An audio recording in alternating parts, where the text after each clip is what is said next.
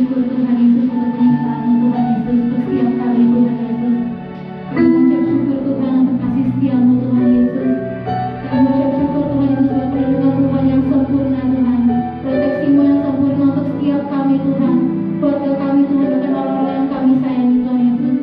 Apapun keadaan kami sekarang saat ini Tuhan, kami percaya Tuhan Yesus, tangan-Mu tidak kurang panjang untuk menjamah setiap kami Tuhan Yesus. Telinga-Mu tidak kurang jauh untuk mendengar setiap doa-doa kami ya Bapa. Terima kasih Bapa, terima kasih Tuhan Yesus. Saat ini Tuhan Yesus, kami mau datang Tuhan Yesus, nyatakan ucapan syukur kami Tuhan Yesus atas kebaikan-Mu Tuhan, atas kasih setia-Mu Tuhan Yesus. Kami mau rayakan itu Tuhan Yesus dengan sama-sama Tuhan Yesus. Terima kasih Bapa, terima kasih Tuhan Yesus. Kami berucap syukur Tuhan, dari manapun kami berada saat ini Tuhan Yesus. Kami percaya Tuhan Roh Kudus-Mu mampu menjamah setiap kami Tuhan Yesus, menyembuhkan yang sakit Tuhan Yesus, memulihkan yang terluka Tuhan, memberikan kekuatan yang baru Tuhan Yesus, menopang setiap kami ya Bapa. Terima kasih Tuhan Yesus, kami siap mulai ibadah kami ya Bapa. Dalam nama Tuhan Yesus kami berucap syukur, haleluya, amin. Mari Bapak Ibu firman Tuhan, dimanapun kami berada, dimanapun kita berada saat ini, mari sama-sama bangun rohmu, mari sama-sama bangun rohmu, mari sama-sama sembah Tuhan. Ya Bapa,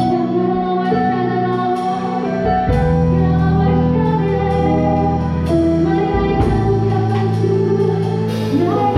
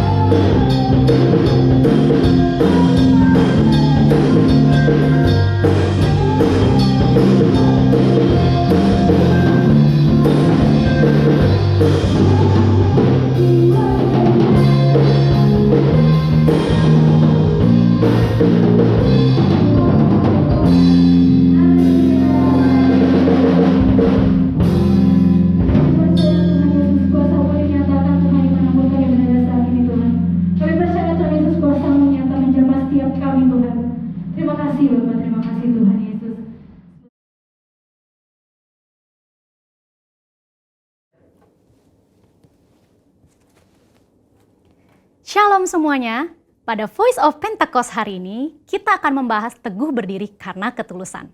Kata tulus atau integritas dalam Mazmur 41 berasal dari kata dasar Ibrani yaitu tom yang diterjemahkan sebagai tidak ada niatan jahat atau motivasi ingin mencederai orang lain. Secara manusia, kita menganggap wajar kalau kita dapat membalas orang-orang yang menyakiti atau mengkhianati hati kita.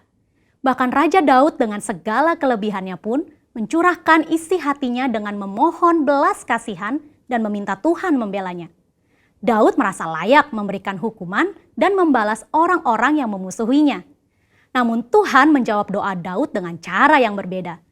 Dalam Mazmur 41 ayat 13 berkata, "Tetapi aku, engkau menopang aku karena ketulusanku.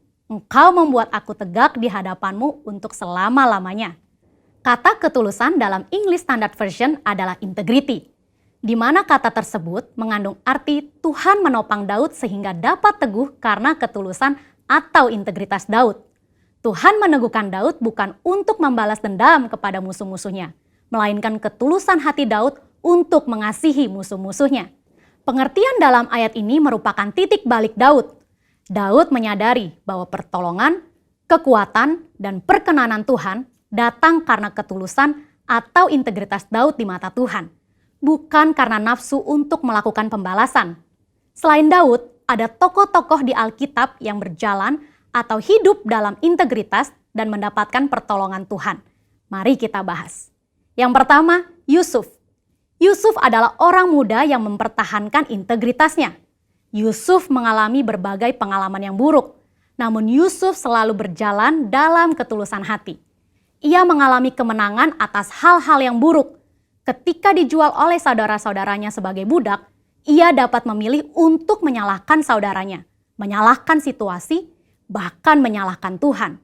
Ketika digoda oleh istri Potifar, Yusuf tetap berdiri teguh dalam integritas, menolak godaan untuk berbuat dosa. Akibatnya, Yusuf difitnah oleh istri Potifar dan dimasukkan ke dalam penjara. Di dalam penjara pun, Yusuf tetap disertai Tuhan karena senantiasa menjaga integritasnya. Ketika kepala penjara melihat bagaimana Yusuf bekerja dan mengelola segala sesuatu, ia mempercayakan semua pekerjaan kepada Yusuf. Demikian pula, saat Yusuf bisa menafsirkan mimpi juru minuman dan juru roti, dan tafsir mimpi itu digenapi, namun juru minuman melupakan Yusuf yang telah menolongnya.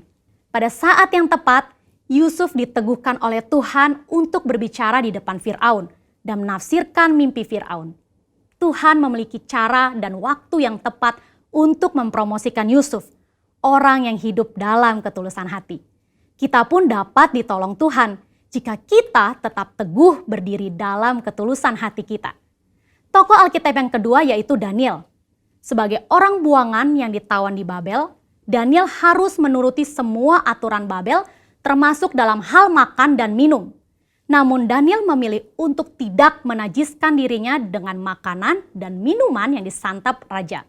Itulah integritas. Sebagai hasilnya, Tuhan mengaruniakan kesehatan, pengetahuan, dan kepandaian, bahkan kecerdasan 10 kali dari orang-orang lain. Dalam 2 Korintus 7 ayat 1, kita juga diminta untuk menjauhkan diri dari perbuatan cemar, seperti pesta pora, mabuk-mabukan, kata yang sia-sia, dan menempatkan kesuksesan duniawi di atas Tuhan. Kita percaya orang yang menjaga hidupnya kudus akan diberkati Tuhan. Selain Daniel memilih untuk tidak mencemarkan hidupnya, dia memilih untuk tetap hidup dalam integritas dengan menyembah Tuhan 3 kali sehari, sekalipun ancamannya dicebloskan ke dalam gua singa. Dari kisah kedua tokoh ini, kita belajar bahwa orang yang tulus atau berintegritas bukan hanya mendapat topangan atau perlindungan supaya dapat berdiri teguh, tetapi juga mendapat tempat yang pasti dalam hadirat Tuhan selama-lamanya. Hari ini kita pun diminta untuk konsisten menyembah Tuhan sekalipun tidak ada yang mengawasi. Bagaimanakah dengan kita? Apakah kita masih konsisten menyembah Tuhan secara pribadi dan masih bersemangat beribadah secara online? Saya berdoa di tahun integritas ini kita dapat melakukannya dengan pertolongan Roh Kudus dan menjadi berkat untuk kemuliaannya. Saudara, untuk penjelasan lebih lengkapnya dari tim teologi kami, jangan lupa buka link yang ada di atas atau scan QR Code yang tersedia. Salam integritas, Tuhan Yesus memberkati.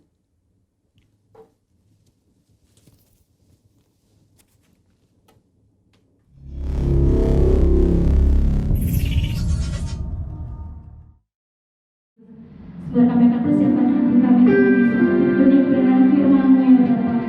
Biar Tuhan Yesus hati kami boleh menjadi tanah yang subur Tuhan Yesus. Biar setiap benih yang ditabur Tuhan Yesus boleh bertumbuh berbuah Tuhan. Bahkan buahnya juga boleh dinikmati banyak orang ya Bapa. Terima kasih Tuhan, terima kasih Bapa.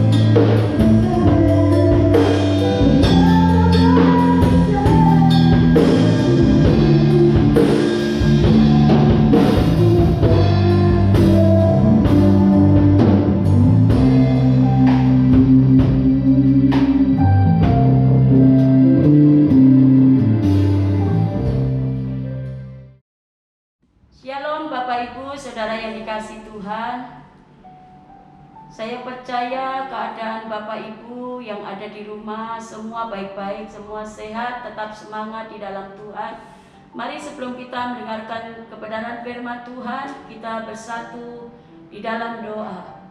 Bapa kami yang ada di surga, terima kasih Bapa, terima kasih Roh Kudus.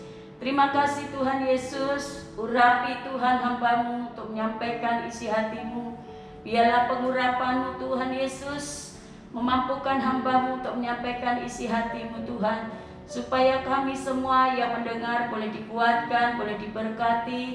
Mereka yang sakit boleh disembuhkan, yang lemah boleh dikuatkan, yang berbeban berat mereka boleh mendapat kelegaan Tuhan. Terima kasih Bapa, segala pujian hormat hanya bagi-Mu. Dalam nama Tuhan Yesus Kristus kami berdoa dan mengucap syukur. Haleluya, amin. Bapak Ibu Saudara yang dikasihi Tuhan, hari ini kita sama-sama mendengarkan kebenaran firman Tuhan. Saya akan beri judul atau tema iman mendatangkan mujizat. Bapak Ibu Saudara yang dikasihi Tuhan, iman mendatangkan mujizat Tuhan. Iman yang bagaimana? Mari kita baca di dalam Ibrani pasal 10 ayat 38. Ibrani pasal 10 ayat 38. Tetapi orangku yang benar akan hidup oleh iman, dan apabila ia mengundurkan diri maka aku tidak berkenan kepadanya. Bapak Ibu Saudara yang dikasihi Tuhan, kehidupan yang kita jalani banyak tantangan, banyak kesulitan, banyak pergumulan yang kita hadapi. Tetapi firman Tuhan katakan, mari kita hidup oleh iman. Iman yang bagaimana?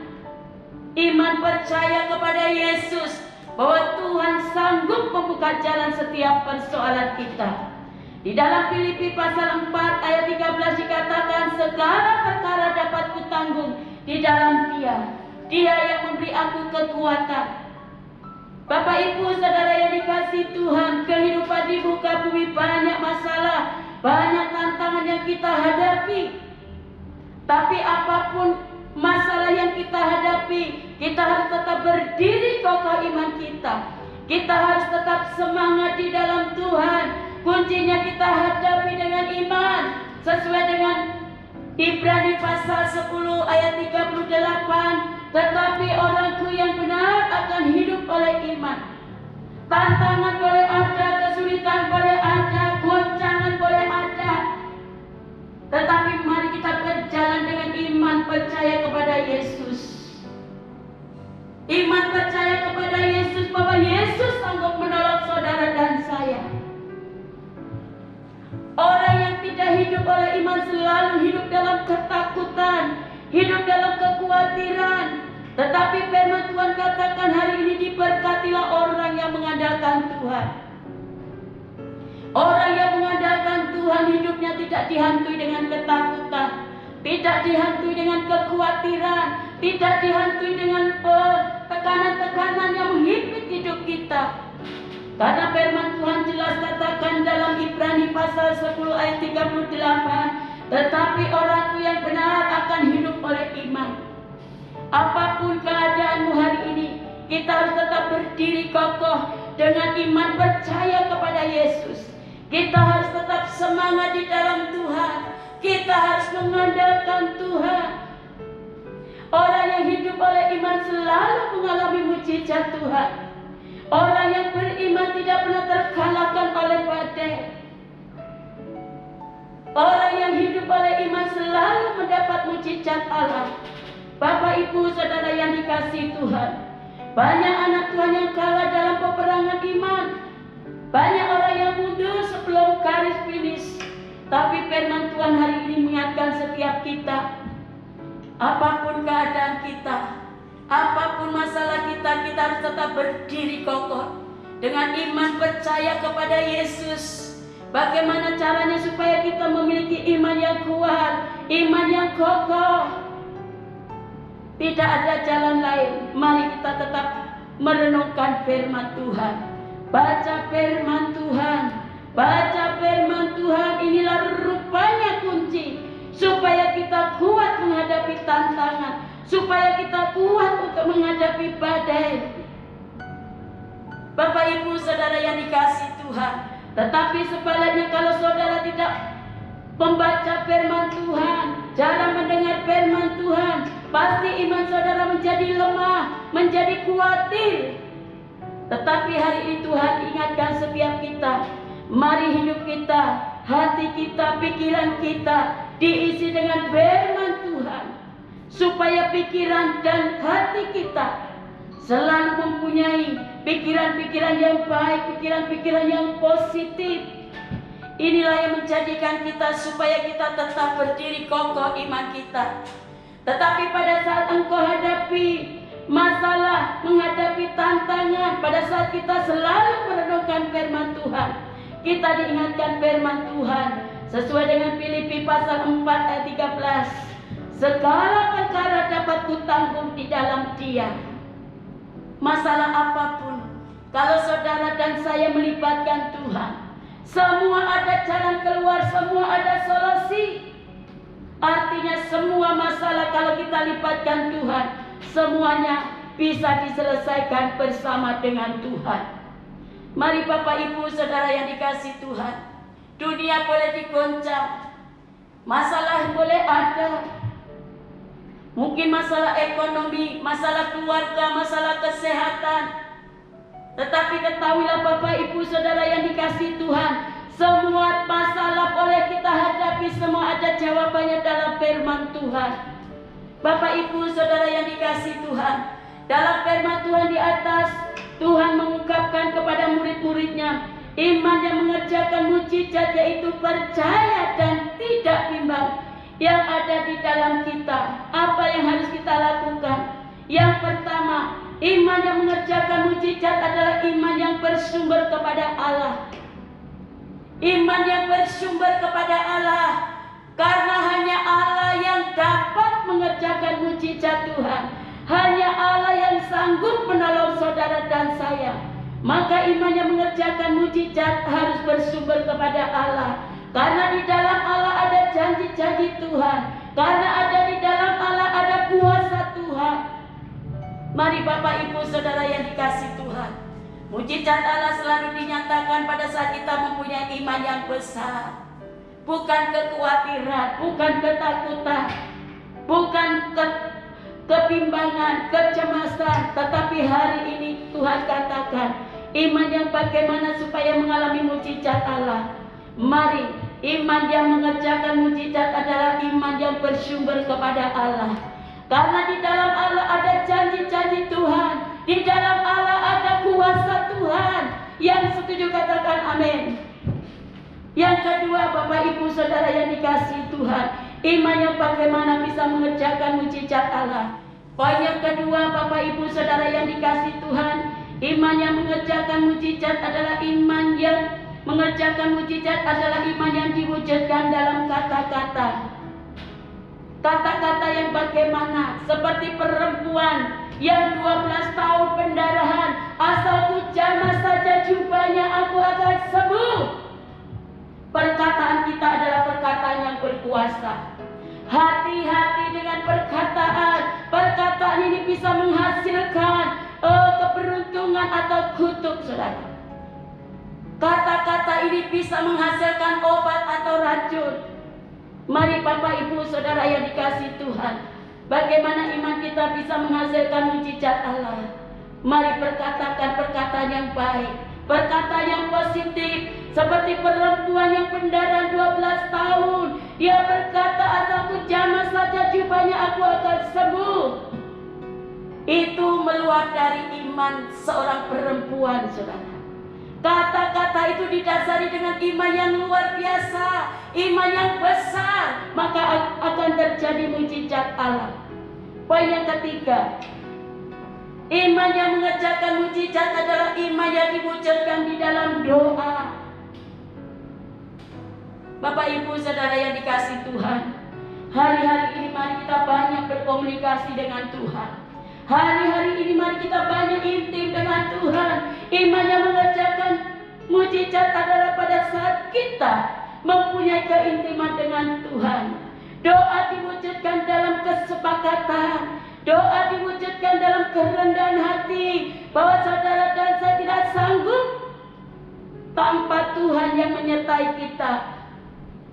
Doa yang diwujudkan dalam bentuk permohonan dan ucapan syukur, saudara. Sesuai dengan Filipi pasal 4 ayat yang ke-6. Filipi pasal 4 ayat yang ke-6, mari kita baca sama-sama. Filipi pasal 4 ayat ke-6. Janganlah hendaklah kamu khawatir tentang apapun juga, tetapi nyatakanlah dalam segala hal keinginanmu kepada Allah dalam doa dan permohonan dengan ucapan syukur. Iman yang mengerjakan mujizat adalah disertai dengan doa, dengan ucapan syukur kepada Tuhan. Sesuai dengan Filipi 4 ayat yang ke-6. Bapak, Ibu, Saudara yang dikasihi Tuhan, pergumulan apa yang ada di dalam hidup kita, persoalan apa yang ada di dalam kehidupan kita, mari kita wujudkan dengan permohonan dan ucapan syukur kepada Tuhan.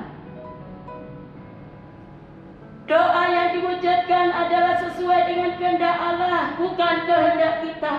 Kita boleh berdoa minta kepada Tuhan, tapi jangan salah, biarlah kehendak-Mu yang jadi, bukan kehendak kita. Kalau kehendak Tuhan pasti mendatangkan kebaikan. Yang terakhir, doa yang diwujudkan dalam tuntunan Roh Kudus. Sesuai dengan Efesus pasal 3 ayat yang ke-20. Efesus, kita baca sama-sama. Efesus pasal 3 ayat ke-20.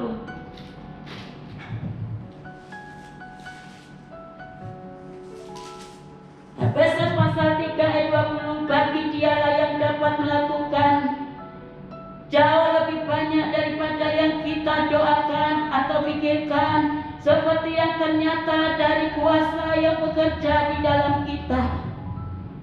Artinya apa doa yang diwujudkan dalam tuntunan Roh Kudus?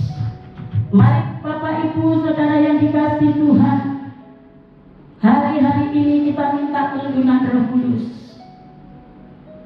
Kalau saudara tidak mengandalkan tuntunan Roh Kudus, saudara banyak mengalami kegagalan. Kesimpulan firman Tuhan hari ini, mari Bapak, Ibu, Saudara yang dikasihi Tuhan, iman yang mendatangkan mujizat apabila saudara dan saya berjalan dengan iman percaya kepada Yesus. Bukan ketakutan, bukan kebimbangan yang menguasai hidup kita. Goncangan boleh ada, tantangan boleh ada, tetapi hari-hari ini mari kita libatkan Tuhan. Kita tetap jaga hati, tetap semangat di dalam Tuhan. Jangan lupa kita terus membangun keintiman dengan Tuhan. Terima kasih, Tuhan Yesus memberkati. Mari kita sama-sama, kita akan berdoa. Kita akan sebentar lagi akan sehidangan dengan Tuhan. Bapa kami yang ada di surga, terima kasih Bapa, terima kasih Roh Kudus. Terima kasih Tuhan Yesus, hamba-Mu terbatas menyampaikan isi hati-Mu, tetapi kuasa Roh Kudus yang menjelaskan lebih dalam dan lebih jelas lagi. Mari Roh Kudus, Kau berkati seluruh sidang jemaat-Mu, seluruh pengerja jemaat gembala Tuhan, semua hidup dalam tuntunan Roh Kudus, semua hidup dalam penyertaan Tuhan. Mereka yang datang dengan berbagai macam persoalan, firman mengingatkan setiap kami supaya kami hidup berjalan dengan iman. Iman sungguh-sungguh percaya kepada kuasa Tuhan Yesus. Karena kuasa Tuhan Yesus ada janji-janji Tuhan yang luar biasa. Berkati seluruh sidang jemaat-Mu Tuhan. Mereka yang sakit Tuhan Kau sembuhkan. Mereka yang lemah Tuhan kuatkan. Mereka yang mengalami beban berat Tuhan Kau lepaskan di dalam nama Tuhan Yesus. Terima kasih Bapa, sebentar kami akan sehidangan dengan Engkau Tuhan. Ampuni segala dosa dan pelanggaran kami. Layakkan kami, kuduskan kami sehidangan dengan Engkau. Terima kasih Bapa, segala pujian hormat hanya bagi-Mu. Dalam nama Tuhan Yesus kami berdoa dan mengucap syukur. Haleluya, amin. Mari Bapak, Ibu, Saudara yang dikasihi Tuhan, kita sama-sama sehidangan dengan Tuhan. Tolong persiapkan perjamuan suci. Kita sama-sama akan mendengarkan kebenaran firman Tuhan sebelum kita akan sehidangan dengan Tuhan. Kita baca di dalam 1 Korintus pasal 11. Mari sama-sama kita angkat tangan, roti kita tinggi-tinggi.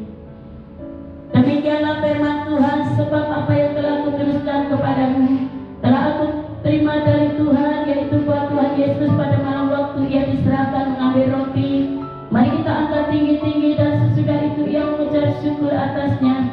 Ia memecah-mecahkan dan berkata, inilah tubuhku yang diserahkan bagi kamu. Perbuatlah ini menjadi peringatan akan aku. Saudara-saudara yang dikasihi Tuhan, bukankah roti yang kita pecah-pecahkan adalah persekutuan dengan tubuh Kristus? Mari kita makan bersama-sama di dalam nama Tuhan Yesus.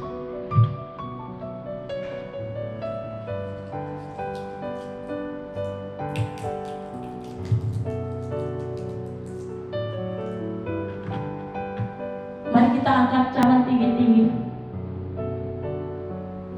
Demikian juga yang mengambil cawan sesudah makan, lalu berkata, cawan ini adalah perjanjian baru yang diberikan oleh darahku. Perbuatlah ini setiap kali kamu meminumnya, menjadi peringatan akan aku. Saudara-saudara yang dikasihi Tuhan, bukankah cawan pengucapan syukur yang atasnya kita ucapkan syukur adalah persekutuan dengan darah Yesus? Mari kita minum bersama-sama di dalam nama Tuhan Yesus.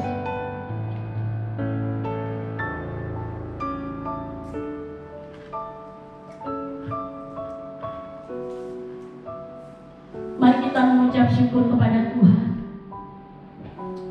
Oh ya terima kasih Tuhan, terima kasih Bapa, terima kasih Roh Kudus, kami sudah seidangan dengan Engkau Tuhan. Biarlah perjamuan suci ini menjadi berkah, yang sakit disembuhkan, yang lemah dikuatkan, yang mengalami beban berat Tuhan Kau lepaskan dalam nama Yesus. Terima kasih Bapa, segala pujian hormatannya bagimu. Dalam nama Tuhan Yesus Kristus kami berdoa dan mengucap syukur. Haleluya, amin. Bapak Ibu Saudara yang dikasihi Tuhan, saya akan berdoa buat seluruh sidang jemaat pengerja. Untuk minggu pertama kita mengembalikan persembahan umum, persembahan perpuluhan. Mari kita angkat tangan bersama-sama. Bapa kami yang ada di surga, hamba-Mu berdoa buat seluruh sidang jemaat-Mu, dari gembala, pengerja, jemaat. Berkatilah anak-anak-Mu yang setia mengembalikan persembahan perpuluhan, persembahan umum Tuhan. Kau berkati dengan berkat berlimpah-limpah. Berkati kesehatannya, berkati rumah tangganya, berkati keuangannya, berkati pekerjaannya, usahanya diberkati Tuhan. Apa saja yang dikerjakan Tuhan membuat berhasil dan beruntung. Engkau memberkati seluruh keluarga mereka, diberkati Tuhan. Dan Tuhan menghadik segala belalang-belahan yang sering memakan rezeki kami, sehingga kami akan menikmati berkat Tuhan dengan maksimal. Terima kasih Bapa, berkati juga saudara yang mengelola keuangan. Tuhan urapi, Tuhan berkati supaya mengelola dengan baik dan benar. Terima kasih Bapa, di dalam nama Tuhan Yesus kami berdoa dan mengucap syukur. Haleluya, amin. Bapak Ibu Saudara yang dikasihi Tuhan, di bulan Juli saya akan berdoa buat seluruh sidang jemaat dan pengerja yang berulang tahun di bulan Juli. Mari sama-sama kita angkat tangan, kita akan berdoa. Bapa kami yang ada di surga, hamba-Mu berdoa buat seluruh sidang jemaat-Mu Tuhan yang berulang tahun di bulan Juli Tuhan. Kami sangat bersuka cita, kami sangat berbahagia Tuhan. Berkatilah anak-anak-Mu yang saat ini berulang tahun di bulan Juli Tuhan. Engkau memberkati, Engkau berikan umur panjang, Engkau berikan kesehatan, Engkau berikan kekuatan, Engkau berikan bonus Tuhan, kekuatan, kesehatan, kemuliaan, kejayaan, keberhasilan, keberuntungan menyertai mereka. Terima kasih Bapa, segala pujian hormatannya bagimu. Dalam nama Tuhan Yesus Kristus kami berdoa dan mengucap syukur. Haleluya, amin. Shalom Jemaat GBI Geraharapan, apa kabarnya? Tetap luar biasa, amin.